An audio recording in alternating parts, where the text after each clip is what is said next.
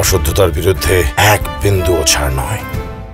গতকাল আদালত প্রাঙ্গণ থেকে আমাদের ডাবল মার্ডার মামলার একজন আসামি কৌশলে পালিয়ে যায়। আসামি পালিয়ে যাওয়ার পর থেকে তাদের পুনরায় গ্রেপ্তার করার জন্য আমরা অভিযান অব্যাহত রাখি এবং এই অভিযানের অংশ হিসেবে আজকে রাত অনুমান 9 ঘটিকার সময় আমরা আমাদের বগুড়ার দুপচাঁচা এবং আদমদিঘি থানার বর্ডার এলাকা বাগিচাপা এলাকা হতে আমরা ডিবি পুলিশ এবং থানা আমরা যৌথ অভিযানে তাকে গ্রেপ্তার করতে সক্ষম হই।